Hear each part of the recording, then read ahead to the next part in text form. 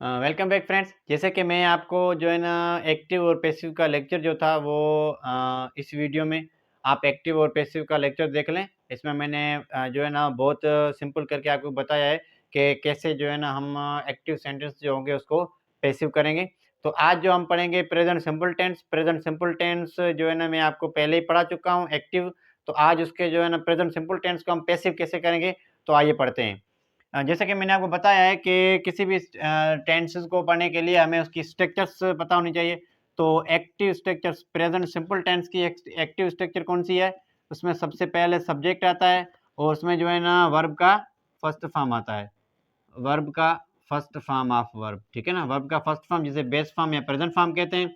और उसके बाद हमारा आ गया ऑब्जेक्ट। ये प्रेजेंट सिंपल टेंस की एक्टिव स्ट्रक्चर है। जो है ना इसमें जब हम जो है ना नेगेटिव करेंगे तो डू नॉट या डज नॉट लगेगा।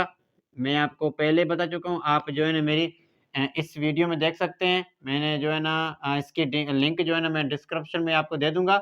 और थोड़ा सा वो आपको जो है ना यहीं पे क्लियर कराता चलूँ कि डू नॉट और डज नॉट यूज़ होते हैं। डू नॉट जो है ना हमारे आई, वी, यू, दे और प्लूरल नाउन होंगे उसके साथ लगेगा। और डज नॉट जो है हमारा ही, शी, इट और सिंगल नाउन के साथ डज नॉट लगेगा। ये जो है ना हम नेगेटिव करेंगे प्रेजेंट सिंपल टेंस के एक्टिव सेंटेंस का, तब यूज करेंगे, ठीक है ना।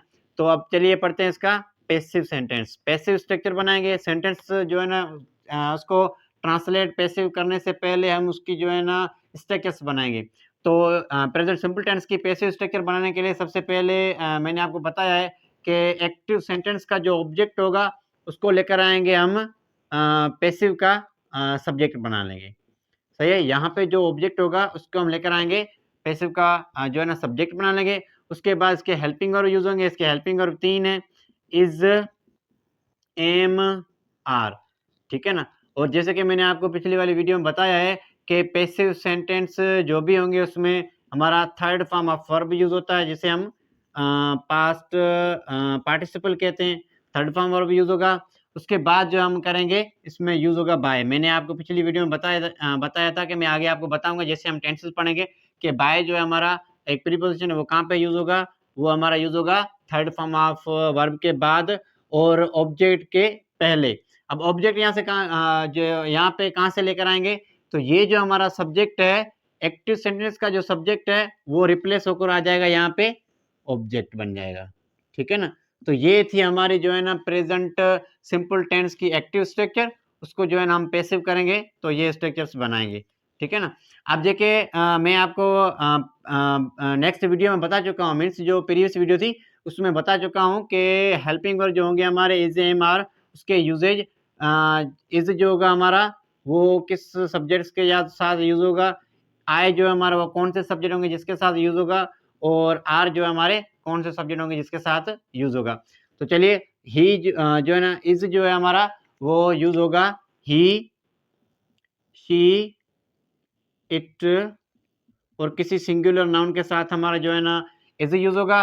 और आई सिर्फ और सिर्फ आई जो है ना एम सिर्फ और सिर्फ आई के साथ यूज होगा। और आर हमारा जो है we are, you are, they are और प्लूरल नाउन के साथ हमारा are verb, helping verb use होगा। तो चलिए बनाते हैं इसके जो है ना 2-3 सेंटेंस और उसको एक्टिव सेंटेंस को हम पैसिव चेंज करते हैं। तो इसके सेंटेंसेस सबसे पहले हम सेंटेंस नंबर 1 बनाएंगे। जैसे आई रीड अ बुक, मैं बुक पढ़ता हूँ। और दूसरा सेंटेंस बना लेंगे जैसे she cooks meal in the kitchen, ठीक है ना, इन द किचन। और दूसरा टीचर टीच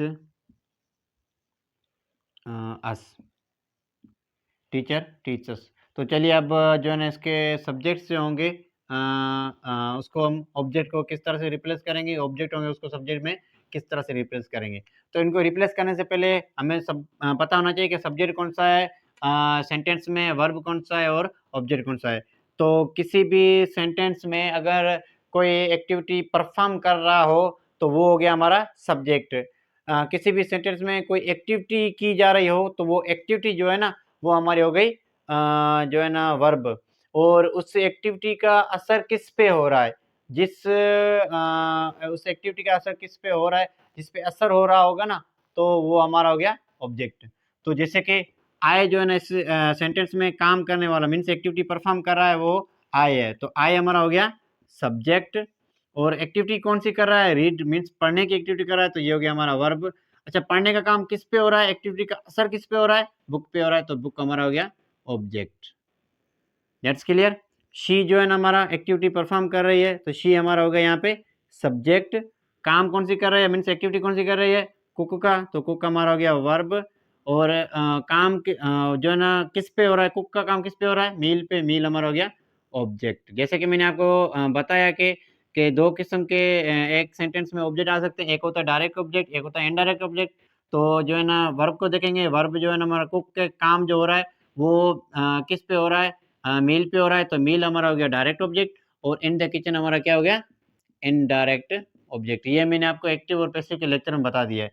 अब टीचर हमारा वर्क परफॉर्म कर रहा है, तो ये सब्जेक्ट हो गया। और जो है ना वर्ब मीन्स काम कौन सा कर रहा है, तो ये हमारा वर्ब हो गया। और ऑब्जेक्ट मीन्स काम किस पे हो रहा है, काम का असर किस पे हो रहा है, असर मीन्स हम पे हो रहा है, तो ये हो गया हमारा जो है ना ऑब्जेक्ट, डायरेक्ट ऑब्जेक्ट भी हो सकता है। चलो अब ट्रांसलेट करते हैं। जैसे कि इस स्ट्रक्चर को फॉलो करेंगे, ऑब्जेक्ट को लेकर आएंगे सब्जेक्ट में, जब इसका पैसिव बनाएंगे तो ऑब्जेक्ट हमारा अ बुक है, तो लेकर आएंगे अ बुक। यहाँ पे जो है ना मैं इसके 3 सेंटेंस यहाँ पे, चलो यहाँ पे मैं आपको बता देता हूँ। इसके सामने जो है ना हम इसके पैसिव बना लेंगे।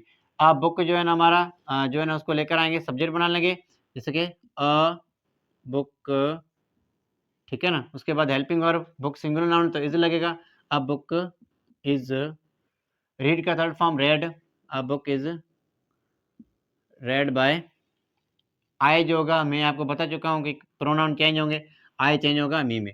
अ book is read by me means मैं बुक पढ़ता हूँ या बुक मुझसे पढ़ी जाती है, सेम बात है। जैसे she cooks meal in the kitchen, तो जो है ना डायरेक्ट ऑब्जेक्ट को जुमले के स्टार्टिंग में लेकर आएंगे, मील, मील हमारा डायरेक्ट ऑब्जेक्ट है, तो मील इज। कुक का third form cooked, meal is cooked by she, change हो जाएगा हर में। और इनडायरेक्ट ऑब्जेक्ट हमारा वो सेम आएगा, इन द किचन। ओके हो गया भाई। अब चलते हैं जो है ना इस सेंटेंस को जो है ना पैसिव करते हैं। तो अस जो है ना हमारा डायरेक्ट ऑब्जेक्ट है, मीन्स ऑब्जेक्ट है हमारा, इसको लेकर आएंगे, सब्जेक्ट बना लेंगे। तो अस जो है ना हमारा ऑब्जेक्टिव केस में, इसका सब्जेक्टिव केस होगा वी के साथ हेल्पिंग और कौन सा यूज होगा, are, we are. Teach teach teach teach जो है ना उसका third form taught, we are taught by. Teacher जो है वो नाउन है, तो टीचर सेम ही रहेगा, we are taught bye teachers. तो ये था जो है ना हमारा प्रेजेंट सिंपल टेंस, उसका जो है ना एक्टिव और पैसिव स्ट्रक्चर और उसके कुछ एग्जांपल्स। बस बहुत ही सिंपल है।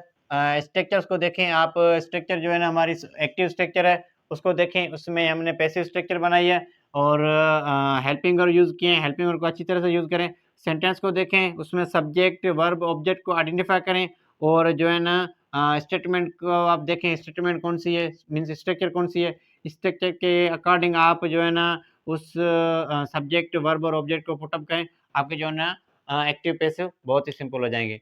तो ये था हमारा प्रेजेंट सिंपल टेंस का एक्टिव और पैसिव। उम्मीद है आपको समझ में आया होगा। अगर वीडियो पसंद आए तो काइंडली वीडियो को लाइक करें, चैनल को सब्सक्राइब करें और बेल आइकन को दबाएं ताकि हमारे आने वाले हर वीडियो के अपडेट्स आप तक मिलती रहे।